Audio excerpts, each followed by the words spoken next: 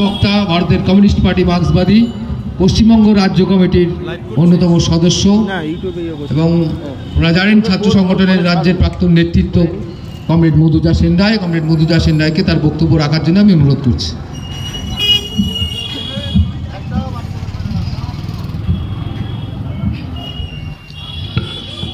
Comrade সভাপতি, এখানে উপস্থিত আমাদের পার্টির বর্ষিয়ান নেতৃত্বরা, উপস্থিত পার্টি নেতৃত্ব এবং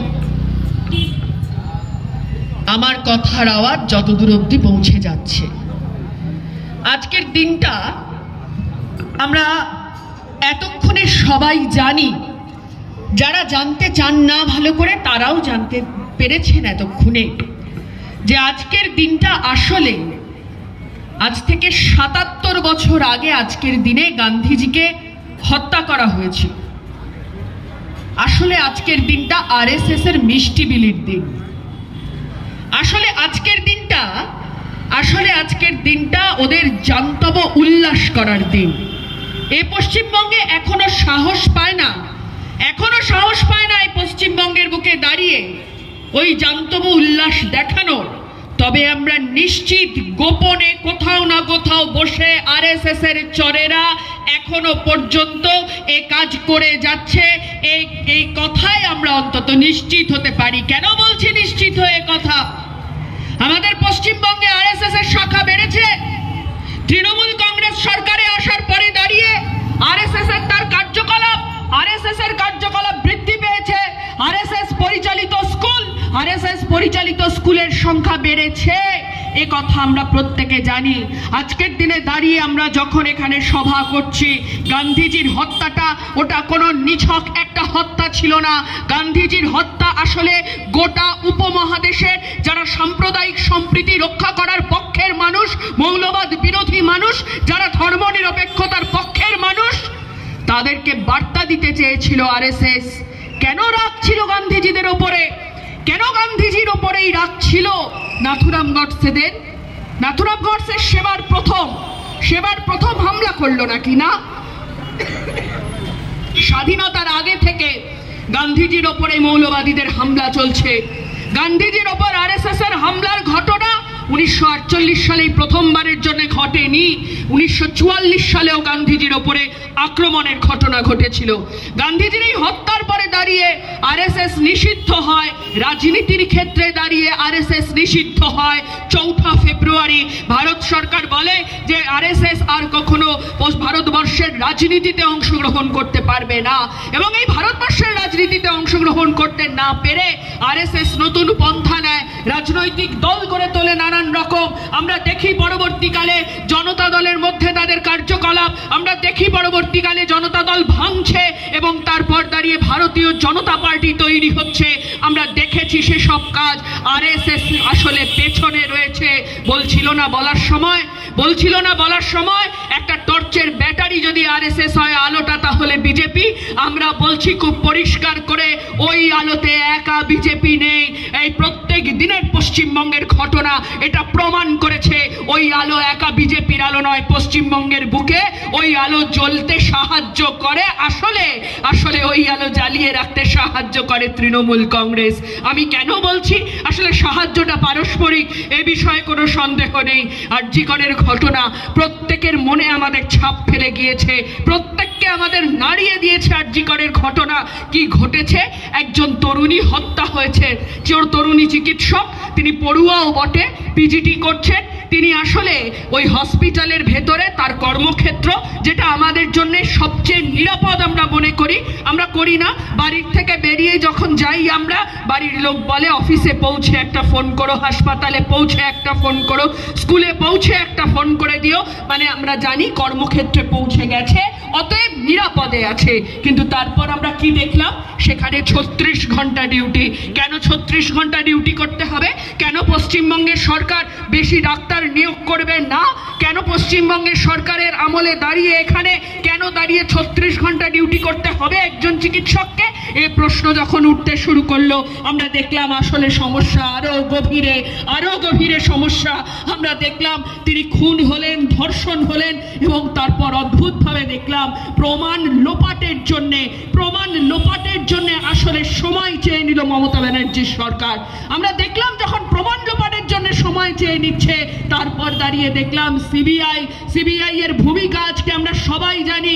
ওই আদালতের রায় বলছে, আমি বলছি না এ কথা, যে সীমা পাহুজা যিনি দায়িত্বশীল অফিসার ছিলেন তিনি আসলে নতুন কিছু সংযোজন করেননি, তিনি আসলে নতুন কোনো কথা বলেননি। বলার মতন ছিল নাকি? যদি বলার মতন না থেকে থাকে তাহলে কেন ডেলি প্যাসেঞ্জারি করালেন সন্দীপ ঘোষকে? কেন এতদিন ধরে আটকে রাখলেন? টালা থানার ওসি থেকে সন্দীপ ঘোষ কেন এতদিন ধরে আটকে রাখলেন? এই প্রশ্নের উত্তর দিতে হবে তো আজকে। এই প্রশ্নের উত্তর চাইছি আমরা সাধারণ মানুষ আজকের দিনে। এবং শুধু সেটা নয়, আমি বলছি এ কথা দাঁড়িয়ে যে কারণে প্রসঙ্গের অবতারণা করলাম, একদম শুরুতে আরজিকরের ঘটনা যখন ঘটলো, আরএসএস এর প্রধান মোহন ভাগবত তিনি কি বলেছিলেন? আরএসএস প্রধান মোহন ভাগবত বলেছিলেন সেদিন দাঁড়িয়ে, আমাদের এই ঘটনায় রাজ্য সরকারের পাশে দাঁড়াতে হবে। এবং শুধু এটা প্রথম নয়, 22 সাল বা 21 সালের ডিসেম্বর মাসে অর্গানাইজার পত্রিকায় লেখা হয়েছিল এই কথা পরিষ্কার করে, সম্ভবত 21 সালের ডিসেম্বর মাস লেখা হয়েছিল এই কথা, বলেছিল চাকরি দুর্নীতি নিয়ে বিজেপি যেন এমন বিশেষ কিছু না করে যাতে পশ্চিমবঙ্গের সরকার অসুবিধায় পড়তে পারে। এরপরেও আপনি বিশ্বাস করেন যে আরএসএস আসলে তৃণমূল কংগ্রেসকে কোথাও দাঁড়িয়ে এতটুকু সমর্থন করছে না। আরএসএস আসলে পশ্চিমবঙ্গের তৃণমূলকে সমর্থন করে, শুধু তাই নয়, জায়গায় জায়গায় পরিপুষ্টও করে বটে। কিরকম জানেন? এই তৃণমূল কংগ্রেসের একজন বিধায়ক রয়েছেন, আমরা চিনতাম তাকে, যে তিনি হচ্ছেন আরএসএস এর একজন একনিষ্ঠ কর্মী হিসেবেই আমরা এলাকায় চিনতাম। কলকাতা শহরের একজন বিধায়ক রয়েছেন। হঠাৎ করে তিনি দেখলাম মাঝে বিজেপি করছিলেন, তারপরে ওই পর্যন্ত দেখছিলাম, বুঝতে পারছিলাম আর কি। তারপরে দেখলাম হঠাৎ করে গত বিধানসভা নির্বাচনে তিনি তৃণমূল কংগ্রেসের টিকিটে প্রার্থী হলেন, এবং যে জায়গায় দাঁড়িয়ে বিজেপির বিধায়ক, বিজেপির কাউন্সিলর রয়েছে, বিজেপির ভালো রকমের ভোট রয়েছে, বিজেপিতে অংশগ্রহণ রয়েছে মানুষের, আরএসএস এর বেশ কয়েকটা কার্যকলাপ চলে বলে আমরা জানি, সেরকম জায়গায় দাঁড়িয়ে জিতে বেরিয়ে গেল তৃণমূল কংগ্রেস। এটা শুধু একটা নয়, আমি ঝাড়গ্রাম বিধানসভার কথা বলতে পারি। ঝাড়গ্রাম বিধানসভাতেও একই ঘটনা ঘটেছে। আরএসএস এর স্কুল চলে যেখানে, সেখানে দাঁড়িয়ে তৃণমূল কংগ্রেস জিতে বেরিয়েছে। এরপর দাঁড়িয়ে আরএসএস এর ক্যাম্পের জায়গা থেকে তৃণমূল কংগ্রেস জিতে বেরোবে, আর তারপর সেই তৃণমূল কংগ্রেস আমাদেরকে জ্ঞান শোনাবে, সেই তৃণমূল কংগ্রেস আমাদেরকে জ্ঞান দেবে, বলবে সাম্প্রদায়িকতা, বিজেপি সাম্প্রদায়িক শক্তিকে রুখতে তৃণমূলকে ভোট দাও না, তৃণমূলকে ভোট দিলে সাম্প্রদায়িক শক্তি রুখবে না পশ্চিমবঙ্গের বুকে দাঁড়িয়ে। এই সাম্প্রদায়িকতার বিষবাষ্পের রাজনীতি, এই রাজনীতিকে যদি খতম করতে হয়, যে রাজনীতি নাথুরাম গডসেদের তৈরি করে, সেই রাজনীতিকে যদি খতম করতে হয় আসলে, তাহলে দরকার দুটো হাতে কাজের দাবিতে আন্দোলন, আমার পেটে খিদের দাবিতে আন্দোলন, খিদে মেটাতে হবে, এই কথা বলে রাস্তায় নামতে হবে আমাদেরকে, তাহলে জাত ধর্ম বর্ণ নির্বিশেষে। আর এখানেই আসল সমস্যাটা ওদের আসল সমস্যা। 2014 সালের আগে আরএসএস আর তার সাথে ওই আম্বানি বাবুরা মিলে একটা মিটিং করে তারা স্লোগান ঠিক করেছিল 2014 সালে ভারতবর্ষের বুকে লোকসভা নির্বাচনে স্লোগান কি হবে মনে পড়ে কারোর? বিজেপির সেই স্লোগান, আধা রুটি খাएंगे लेकिन मंदिर वही बनाएंगे। এই আধা রুটি খেয়ে মন্দির বানাবো, ধর্মপ্রাণ মানুষের কাছে মনে হতে পারে কথা যে আহা, এ কথার মতন ভালো কথা তো আর শুনিনি কোনোদিন। কিন্তু না, আপনি যদি ভেবে থাকেন যে আপনার ধর্ম বিশ্বাসকে আরো বেশি শক্তিশালী করার জন্য, আরো বেশি প্রতিষ্ঠা করার জন্য ওরা এই কথা বলেছে, তা নয়। আসলে মন্দির মসজিদকে সামনে রেখে ওরা চাইছে প্রত্যেকটা দিন মন্দির মসজিদকে সামনে রেখে প্রতিটা দিন ওরা চাইছে রুটি, আধা রুটি খাইয়ে আমাদেরকে বাঁচিয়ে রাখতে। আর আমরা যখনই বলবো আমার পেটে কেন ভাত নেই, আমার খিদে পাচ্ছে, সরকার তোমার দায়িত্ব, তুমি খেতে দাও আমাকে, আমার দুটো হাতে কাজ দাও, এ কথা যখনই আমরা বলবো তখনই সরকার দাঁড়িয়ে বলবে এই কথা পরিষ্কার করে। বলেছিলাম না, স্লোগান দিয়েছিলাম না, আধা রুটি খাएंगे लेकिन मंदिर वही बनाएंगे। আমার আগে বিশ্বনাথ দা বলার সময় বলছিলেন ফৈজাবাদের ঘটনা। আমার একটা অদ্ভুত অভিজ্ঞতা হয়েছে জানেন, এর মধ্যে আমি একদিন গিয়েছিলাম, একটু হিমাচল প্রদেশে গিয়েছিলাম। তো হিমাচল প্রদেশে ওখানে ওই ঘোড়ায় চড়ে এক জায়গা থেকে আরেক জায়গায় যেতে হয়, প্রচুর ঘোড়াগুলো বেশ খুব একটা ভালো যে মেনটেইন হয় সেরকম নয়। আর ঘোড়ার সঙ্গে সঙ্গে যারা নিয়ে যায়, মানে হয় ঘোড়ায় করে যেতে হবে অথবা হেঁটে যেতে হবে। তো স্বাভাবিকভাবে অনেকটা পাহাড়ি পথ, উঁচু রাস্তা, খাড়াই, আমি ঘোড়ায় চড়েছি। এখন ঘোড়ার সঙ্গে সঙ্গে যে ছেলেটি যাচ্ছে সেই ছেলেটি অল্প বয়স, কিন্তু বুঝতে পারছি একেবারে নেশায় চুর হয়ে থাকে, সারাদিন শুকনো নেশা, দেখে বোঝা যাচ্ছে একদম পরিষ্কার। তো সেই ছেলেটির সঙ্গে গল্প করতে করতে যাচ্ছি, ছেলেটি বলছে, ছেলেটিকে জিজ্ঞেস করছি তোমার নাম কি? বলছে আমার নাম রামকুমার। বলেই বলছে জানেন আমি কোথায় থাকি? আমি যোগীর রাজ্যে থাকি। আমি বললাম বাবা, খুব ভালো কথা, যোগীর রাজ্যে থাকেন, যোগীর রাজ্যের রামকুমার, তাহলে যোগীর রাজ্য থেকে বেরিয়ে হিমাচল প্রদেশে আসতে হলো কেন? যোগীর রাজ্যে কাজ নেই নাকি? যোগীর রাজ্যে কাজ জুটলো না? বললো জানেন আমার বাড়ি কোথায়? আমার বাড়ি ফৈজাবাদ। আমি বললাম আচ্ছা, ফৈজাবাদে বাড়ি মানে তো একদম রাম মন্দিরের কাছে বাড়ি, ঠাকুরের নামে, ভগবানের নামে তোমার নাম, তাহলেও তোমাকে যোগীর রাজ্য ছেড়ে বাইরে চলে আসতে হয়েছে, তোমার এলাকায় কাজ নেই ভাই।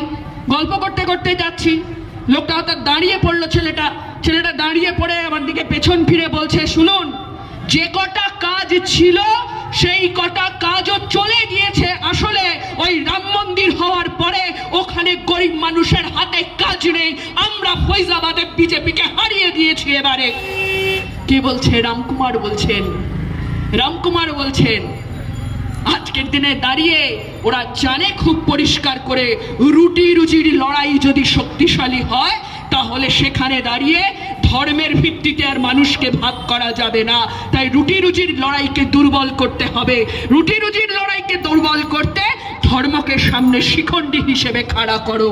ধর্মপ্রাণ মানুষের কাছে আমার একটাই কথা বিনীতভাবে বলার, আপনার ধর্মকে নিয়ে ব্যবসা করছেন যিনি, আমি তো নাস্তিক মানুষ, আমি ঠাকুরের সামনে নমস্কার করি না, আমি আল্লাহ, গড, ভগবান কারোর সামনেই আমি নত হই না, আমি আপনাদের সামনে নত হতে ভালোবাসি। কিন্তু হ্যাঁ, আমার কথা আপনাদের কাছে খুব পরিষ্কার, আপনার ধর্মবিশ্বাস নিয়ে যারা প্রত্যেক দিন ব্যবসা করছে আসুন তাদেরকে একবার চিনে নিন। প্রতিদিন ব্যবসা হচ্ছে ধর্মবিশ্বাস নিয়ে। এটা আরএসএস এর একটা টেকনিক, দীর্ঘদিন ধরে চালাচ্ছে এই টেকনিক।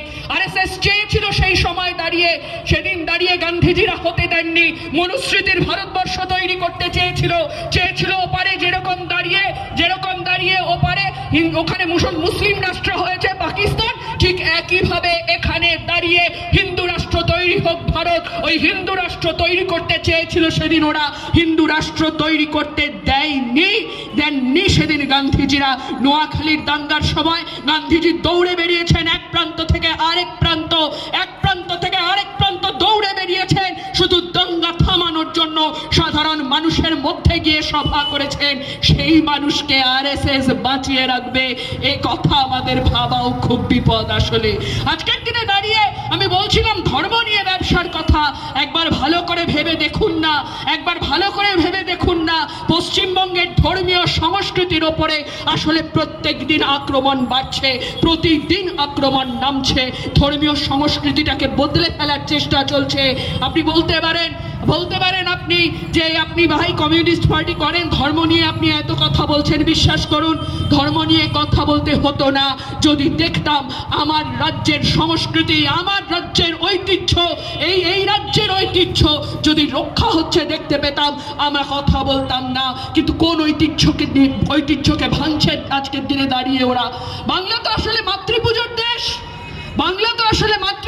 দেশ, সেই মাতৃপুজোর দেশে মাতৃপুজোর মাটিতে দাঁড়িয়ে প্রতিদিন যখন উগ্রতা নেমে আসে, যখন মূর্তি বদলে যায়, যখন উগ্রতা নেমে আসে, মূর্তি বদলে যায়, যখন দেখি দাঁড়িয়ে হনুমানজির পুজো হয়, রামনবমী হয়, অদ্ভুত উগ্রতা নিয়ে হয়, আর তার সাথে দেখি গণেশের মূর্তি বদলে যায়, গণেশের চেনা মূর্তি এখানে আমরা দেখতে পাই না, আর তখন আমাদের কথা বলতে হয় বই কি, তখন আমাদের কথা বলতে হয় বই কি। এই মাতৃপুজো একদিকে দাঁড়িয়ে মাতৃপুজোর সংস্কৃতিকে যেমন বদলে ফেলছে, ঠিক তেমনই দাঁড়িয়ে একবার ভেবে দেখুন আরএসএস এর ভীষণ রকমের প্রিয় কন্যা, আরএসএস এর দুর্গা এই আরজি করের ঘটনার পরে দাঁড়িয়েই তো বলেছিল রাত্রিরের সাথী অ্যাপের কথা, রাত্রিরের সাথী রাত্রি 8টার পর মেয়েরা কাজ করবে না। বেশ, বুঝলাম কাজ করবে না। আয়া সেন্টারে কাজ করেন যে মহিলা আশাকর্মী, যে মহিলাকে প্রত্যেক দিন উদয়াস্ত না খাটলে পরে পরিবারের লোকের মুখে খাবার তুলে দিতে পারেন না, বাইরে যান কাজ করতে, রাত্রি 10টার আগে ট্রেন থেকে নামতে পারেন না, তিনি কি করবেন? কোনো উত্তর ছিল না, কোনো উত্তর নেই। আশাকর্মীদের কাজ তো মাঝরাত্রে রাত বিরেতে ছুটে যেতে হয়, কখন প্রসব যন্ত্রণা উঠবে কেউ বলতে পারে না। মমতা ব্যানার্জি যতই নোটিশ জারি করুক, মাঝরাত্রিরে কোনো মায়ের প্রসব যন্ত্রণা উঠবে না, এইটা ঠিক করে দেওয়ার ক্ষমতা মমতা ব্যানার্জির হয়নি এখনো পর্যন্ত। ফলে যদি মাঝরাত্রিরে কোনো মায়ের প্রসব যন্ত্রণা, গর্ভবতী মায়ের প্রসব যন্ত্রণা ওঠে, আশা দিদিকে ছুটে যেতেই হবে।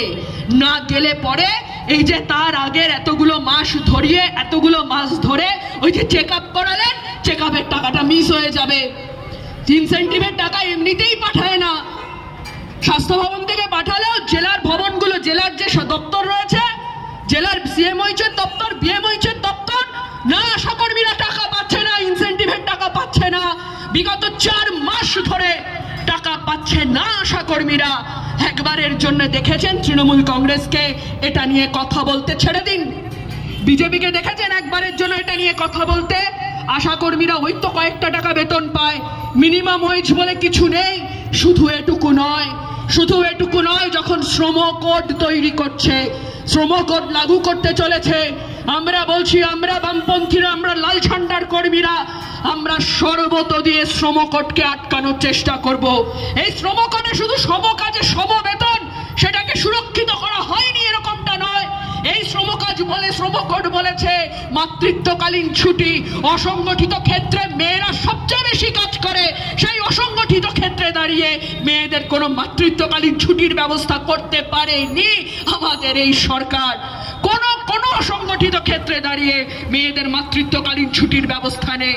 রাতের শিফটে মেয়েদের কাজ করার জন্য এমন কিছু নিয়ম শৃঙ্খলা বলেছে, এমন কিছু কথা বলেছে যে রাত্রিরে কাজ করার জন্য মেয়েদেরকে আর অ্যাপয়েন্টমেন্টই দিতে চাইবে না ছোট বেসরকারি সংস্থাগুলো। আর পরিণতিতে কি হবে? মেয়েদের জন্য কাজের সংখ্যা, কাজের পরিমাণ আরো কমে যাবে। এমনিতে মমতা ব্যানার্জি আমাদের রাজ্যের প্রথম মহিলা মুখ্যমন্ত্রী, তার আমলে এ রাজ্যে মেয়েদের কাজের খোঁজে দৌড় কমেছে, আসলে দৌড় বাড়েনি, কাজের খোঁজে দৌড় কমেছে। আর আশ্চর্যের হলেও সত্যি, গ্রামাঞ্চলের থেকে শহরাঞ্চলে অনেক কম মেয়ে আসলে কাজের জন্য অ্যাপ্লাই করেন, অ্যাপ্লিকেশন ফর্ম জমা দেন। এটাই বাস্তব আজকের দিনে দাঁড়িয়ে। গোটা পশ্চিমবঙ্গ, গোটা ভারতবর্ষের বুকে দাঁড়িয়ে আজকের দিনে নারী নির্যাতন কোথায় গিয়ে দাঁড়িয়ে রয়েছে নারী নির্যাতন আমরা জানি সে কথা। আমাদের পশ্চিমবঙ্গের বুকে দাঁড়িয়ে কি অবস্থায় আমরা আছি আমি নতুন করে বর্ণনা করলাম না। হাঁসখালির ঘটনা হোক বা কামদুনির ঘটনা হোক অথবা পার্ক স্ট্রিটের ঘটনা হোক, আমার রাজ্যের প্রথম মহিলা মুখ্যমন্ত্রী নাকি উনি বলছেন যে সব কথা। আমরা বলছি আসলে বিষয়টা এটা নয় উনি মহিলা না পুরুষ, আসল বিষয় হচ্ছে মতাদর্শ।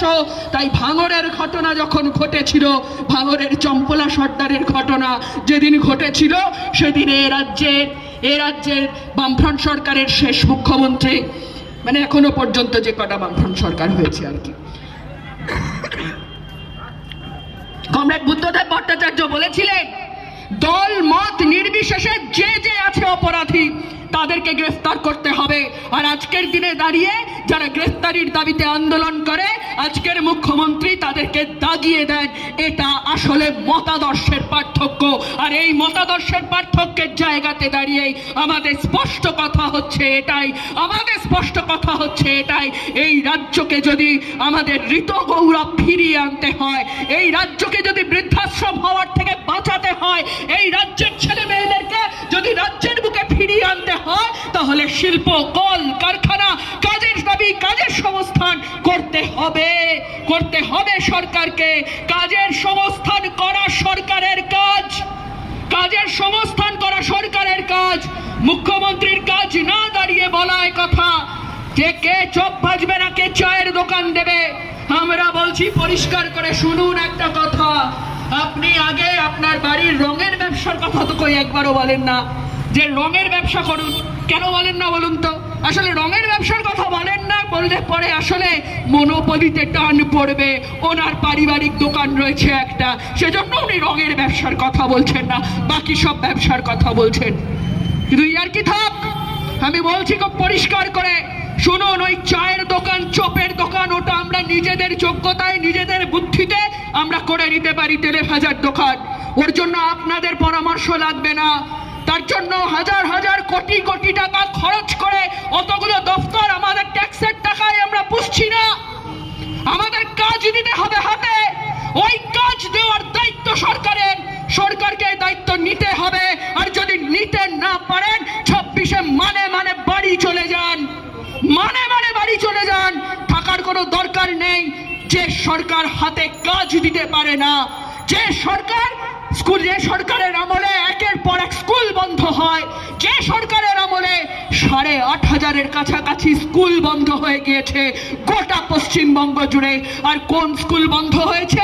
প্রত্যন্ত গ্রামাঞ্চলের স্কুল, যেখানে দাঁড়িয়ে বেসরকারি স্কুল নেই কার্যত, সেইখানে দাঁড়িয়ে বন্ধ হয়েছে একটার পর একটা গ্রামে দাঁড়িয়ে। ওই স্কুলগুলো যখন বন্ধ হয়ে যায়, তখন দাঁড়িয়ে আসলে গ্রামের গরিব মানুষের কাছে শিক্ষা পৌঁছয় না, শিক্ষার আলো পৌঁছে দেবেন না আপনি একদিকে দাঁড়িয়ে। আর অন্যদিকে দাঁড়িয়ে বলবেন যে আপনারা চাকরিও দেবেন না। আমরা বলছি এসব চলবে না বেশি দিনের জন্য, এসব চলবে না। আমাদের রাজ্যের মানুষ পরিযায়ী শ্রমিক হওয়ার জন্য জন্মায়নি। কোভিডের আগে জানতেন নাকি? আমরা কেউ জানতাম নাকি কত মানুষ আসলে এই রাজ্য ছেড়ে বাইরে চলে যেতে বাধ্য হন পরিযায়ী শ্রমিকের কাজ করতে? কি অবস্থায় কাজ করেন? প্রত্যেক মাসে, কার্যত প্রত্যেক মাসে, প্রত্যেক সপ্তাহে প্রায় এ পশ্চিমবঙ্গের কোনো না কোনো গ্রামে একটা মৃতদেহ পৌঁছয় কফিন বন্দি। বাইরে নিরাপত্তাবিহীনতার মধ্যে কাজ করতে করতে গিয়ে সেখানে হত হয়েছেন, মারা গিয়েছেন সেখানে। এ কথা আমাদের কানে মাঝে মাঝে এসে পৌঁছয়। চোখ সওয়া হয়ে গিয়েছে খবরগুলো। হয় বাড়ি বানাতে গিয়ে ওপর থেকে পড়ে গেছে, ব্রিজ বানাতে গিয়ে পড়ে গেছে, সব আসলে যেগুলো তৈরি হচ্ছে বাইরের রাজ্যে, সেইখানে দাঁড়িয়ে চলে যাচ্ছে আমাদের রাজ্যের কর্মঠ যুবকেরা। বাইরে চলে যায় শুধুমাত্র এ রাজ্যে কাজ নেই বলে না, এ রাজ্যে মজুরির হার কম বলেও। আমাদের রাজ্যের কর্মঠ যুবক বাইরে চলে যায়। আমার রাজ্য সরকার মিনিমাম যে ওয়েজ হওয়ার কথা, সেই মিনিমাম ওয়েজ আমি বলছি না কিচ্ছু। আপনারা যারা সিপিআইএম কে দেখতে পারেন না, আপনারা যারা লাল ঝন্ডাকে সহ্য করতে পারেন না, আপনাদেরকে বলছি একবারের জন্য বলছি, দেখুন না, নেটটা খুলে দেখুন একবার, কেরালার মিনিমাম ওয়েজ কত আর আমাদের মিনিমাম ওয়েজ কত, কোথায় দাঁড়িয়ে। গত 10 বছরে কবার বেড়েছে, কবার রিভাইজ হয়েছে আমাদের মিনিমাম ওয়েজ? না, মিনিমাম ওয়েজ রিভাইজড হয়নি সেভাবে। আজকের দিনে দাঁড়িয়ে আমার রাজ্যের সরকার আমাদের গরিব মানুষের কথা, দুটো হাতে কাজ করে খাই যারা, তাদের কথা ভাবছে না। শুরু হয়েছিল তো সামাজিক প্রকল্পগুলো চালু হয়েছিল, আমরা জানি সেসব কথা। এই যে আজকে রাজ্য সরকারের এত সামাজিক প্রকল্প, দাক্ষিণ্য দেখাচ্ছেন নাকি? এমন করে বলেন যেন মনে হয় বাড়ি ওই বাড়ির থেকে আপনারা টাকা নিয়ে আসেন, হয় কালীঘাটের টালির চালা অথবা শান্তিনিকেতন। না, রবীন্দ্রনাথ ঠাকুরের শান্তিনিকেতন নয়, রবি ঠাকুরের শান্তিনিকেতন নয়, ওই অভিষেকের শান্তিনিকেতন নামক একটা বাড়ি, যে বাড়ির ভেতরে চলন্ত সিঁড়ি আছে, সেই বাড়ির থেকে আপনারা টাকা নিয়ে আসেন নাকি? সেই বাড়ির সব বাড়ির থেকে আপনারা টাকা নিয়ে আসেন না। কোত্থেকে যায়? এই যে সামাজিক সুরক্ষা প্রকল্প, পেনশন স্কিম শুরু হয়েছিল, একটা অংশের টাকা দিতেন যারা রিক্সা চালক, ভ্যান চালক, ছোট দোকানদার, দোকানের কর্মচারী, শ্রমজীবী মানুষ যারা অসংগঠিত ক্ষেত্রে কাজ করেন, তারা একটা অংশের টাকা দিতেন। আরেকটা অংশের টাকা কারা দিতেন? আরেকটা অংশের টাকা দিত সরকার। এই সরকার যে টাকা দিত আর যে জনগণ টাকা দিত, এইটা দিয়ে তারপরে একটা বড় টাকা হয়ে সেটা পেনশন স্কিমের মতন আসতো আর কি। 60 বছর বয়সের পরে সে টাকা পাওয়া যেত। সেই টাকার মানুষ পাচ্ছেন না, যারা টাকা জমিয়েছিলেন তারা টাকা পাচ্ছেন না। টাকাগুলো গেল কোথায়? শ্রম দপ্তরের অধীনে থাকা ওই টাকা নিয়ে আসলে আমার আপনার এলাকায় দাঁড়িয়ে ওই যে অতগুলো ফুটবল প্রতিযোগিতা থেকে শুরু করে মেলা, খেলা, উৎসব যা কিছু হচ্ছে, তা আমাদের টাকা মেরে দিয়ে হচ্ছে, আমাদের গরিব মানুষের টাকা মেরে দিয়ে হচ্ছে ওই খেলা, মেলা, উৎসব। আমরা বলছি খেলা, মেলা, উৎসব করতে হলে করো ভাই, তার থেকে 2-4 পয়সা যদি তৃণমূলের নেতাদের ইনকাম করতে হয় সেও করো, আমাদের সম্ভব, আমরা বলছি না, কিন্তু আমাদের কথা খুব পরিষ্কার। আমাদের জনগণের টাকা নিয়ে, আমাদের জনগণের টাকা নিয়ে এরকম ছিনিমিনি খেলার অধিকার আমরা সরকারকে দেইনি। তার জন্য সরকার তৈরি হয়নি, তার জন্য সরকার তৈরি হয়নি, তার জন্য কেউ কাউকে সরকারে নিয়ে আসে না। আমাদের আজকের দিনে দাঁড়িয়ে আমার আগের বক্তা বলার সময় বলছিলেন 20 এপ্রিল ব্রিগেডের কথা। 20 এপ্রিল ব্রিগেড হবে শ্রমকোড বাতিলের দাবি নিয়ে, কৃষকের ফসলের দামের দাবি নিয়ে, ক্ষেত মজুরের মজুরির দাবিতে, আর বস্তিবাসী মানুষদের থাকার অবস্থা ভালো করতে হবে সরকারকে, দায়িত্ব নিতে হবে সরকারকে। এই সমস্ত দাবি নিয়ে 20 এপ্রিল ব্রিগেড হবে। আমরা আশা রাখবো ব্রিগেডের ময়দানে আপনাদের সাথে আমাদের সবার দেখা হয়ে যাবে। কিন্তু ব্রিগেডের ময়দানে যাওয়ার আগে আমরা বলতে চাই, আপনাদের কাছে দাঁড়িয়ে আমরা বলতে চাই, ব্রিগেডের ময়দান আমাদের ভরাতেই হবে। চোখে চোখ রেখে কথা বলার জন্য ব্রিগেডের ময়দান আমাদের ভরাতে হবে যে এই রাজ্যের বুকে দাঁড়িয়ে যারা ধর্মীয় সাম্প্রদায়িকতার বিষ ছড়াতে চাইছে, তাদের জন্য পশ্চিমবঙ্গের দরজা আমরা বন্ধ করতে চাই।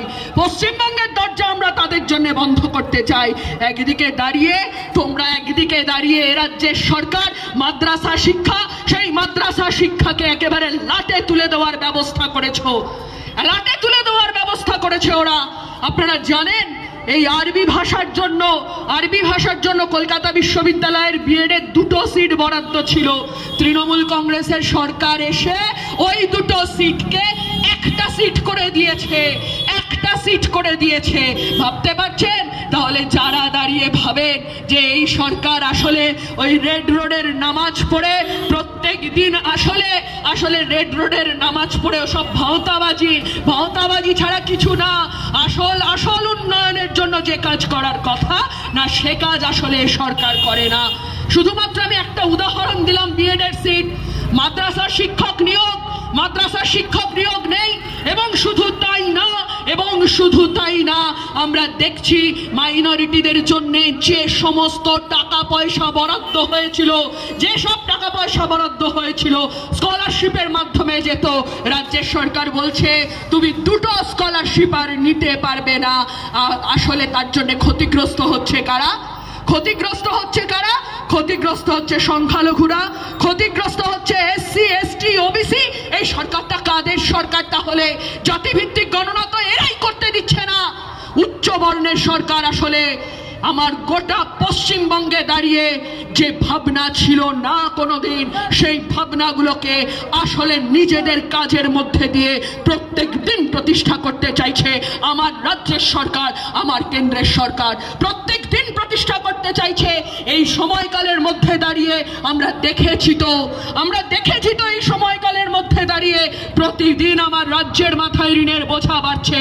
আমি তৃণমূল কংগ্রেসের কোনো নেতা যদি আমার কথা শুনতে পান, আমি মঞ্চে রাখবো আপনাদেরকে, আসুন আমার প্রশ্নের উত্তর দিয়ে যান, আসুন প্রশ্নের উত্তর দিয়ে যান। 1,92,000 কোটি টাকা ছিল যেদিন দাঁড়িয়ে বামফ্রন্ট সরকার বিদায় নিয়েছিল। সেই কথা বলে আপনারা তো অনেক বক্তৃতা দিয়েছেন, মাঠ গরম করেছেন। রাজ্যের একজন শিশু কত টাকা নিয়ে জন্মাবে, ধারের বোঝা মাথায় নিয়ে জন্মাবে? আপনি তৃণমূল কংগ্রেসের নেতা, আপনাকে জিজ্ঞাসা করছি, আপনি জানেন কি এখন আমাদের রাজ্যে ধারের পরিমাণ কত? তখনের ধারের অধিকাংশটাই ছিল কেন্দ্রীয় সরকারের কাছে ক্ষুদ্র সঞ্চয় প্রকল্প। আর আজকের দিনে দাঁড়িয়ে যখন 6 লক্ষ কোটি টাকা প্রায় হয়ে যাচ্ছে, সেই সময় দাঁড়িয়ে কেন্দ্রীয় সরকারের কাছে ধার না, বাজার, খোলা বাজার থেকে ঋণ নিয়েছে। শ্রীলঙ্কার মতন দশা হবে আমাদের। খোলা বাজার থেকে ঋণ নিয়েছে আমার রাজ্যের সরকার। ভাবতে পারেন একবারের জন্য খোলা বাজার থেকে ঋণ নিয়ে কোন স্থায়ী সম্পত্তি কিনেছে? আমরা লোন নিয়ে কি করি? বাড়ি কিনি, গাড়ি কিনি। আমরা লোন নিয়ে কি করি? পড়াশোনার কাজে লাগাই, লোন নিয়ে ব্যবসা করি, এই সব তো করি আমরা। কেউ কেউ লোন নিয়ে অবশ্য মেয়ের বিয়েও দিয়ে থাকেন। কিন্তু আমি বলছি না সেসব কথা, আমি বলছি কোন স্থায়ী সম্পদ তৈরির কাজে ব্যবহার করেছেন? কিছু কিনেছেন, এমন কিছু করেছেন, ব্যবসা পাতি কিছু করছেন যে নতুন কারখানা তৈরি করছেন? না, কিছু করছেন না, কিচ্ছু করছে না। কি করছে তাহলে? সামাজিক সুরক্ষা প্রকল্প। এবং শুধু সেটুকু নয়, এই খেলামেলা উৎসবে খরচ করছেন এই যাবতীয় টাকা পয়সা।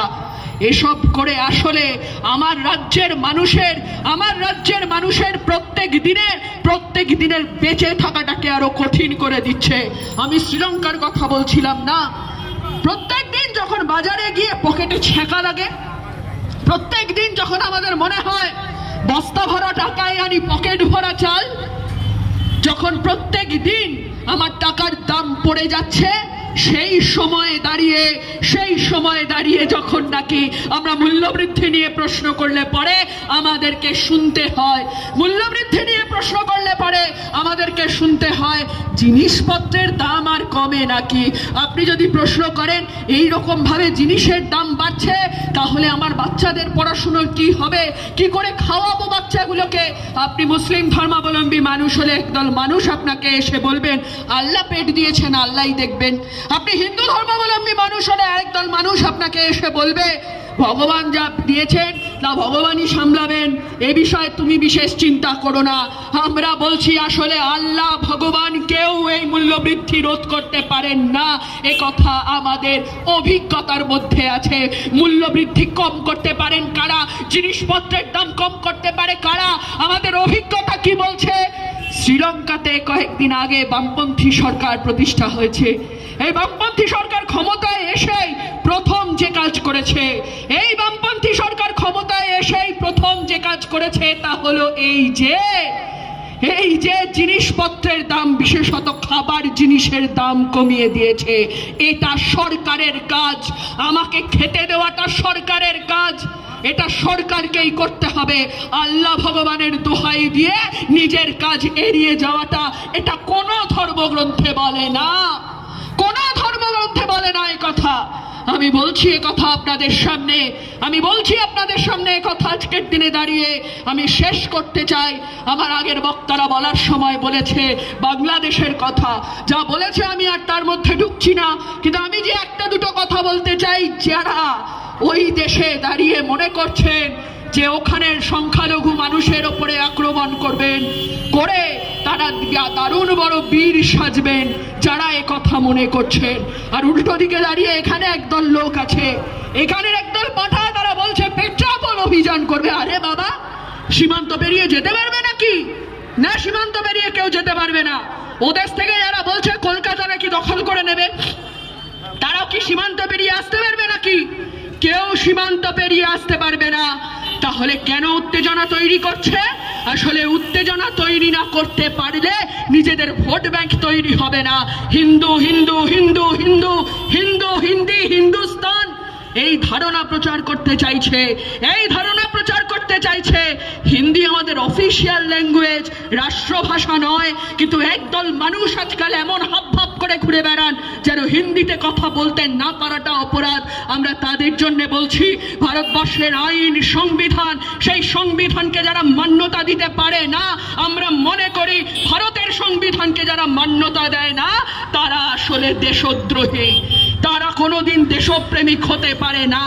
ভারতের সংবিধান যাদের কাছে মান্যতা পায় না, আমি আবারও বলছি তারা দেশদ্রোহী। যারা 15ই আগস্টকে স্বাধীনতা দিবস মনে করে না, আমাদের কাছে তারা দেশদ্রোহী। আমরা যারা সাধারণ মানুষ, আমাদের কাছে তারা দেশদ্রোহী। যারা মনে করে আসলে দাঁড়িয়ে, আচ্ছা বলুন তো কেন করতে হয়েছে রাম জন্মভূমি, কেন ওদের স্বাধীনতা দিবস হিসেবে পালন করতে হয়? কারণ গোটা স্বাধীনতা আন্দোলনটায় ওদের মুচলেকা দেওয়া ছাড়া আর অন্য কোনো কাজ ছিল না। খালি মুচলেকা দিয়ে গেছে, খালি মুচলেকা দিয়ে গেছে, পাঁচবার মুচলেকা দিয়েছে সাভারকার। কি বলেছে? বলেছে আমি ব্রিটিশের কোনো কাজে বাধা দেব না, আমি ব্রিটিশের সমস্ত কাজে সহযোগিতা করব। সমস্ত কাজে নাকি সহযোগিতা করবে।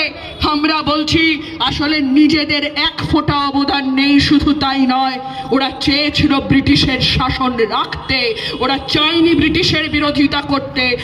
যারা সেদিন দাঁড়িয়ে ব্রিটিশের বিরোধিতা করাটাকে অন্যায় বলে মনে করেছে, আমরা মনে করি তারা দেশদ্রোহী, তারা কেউ দেশপ্রেমিক হতে পারে না।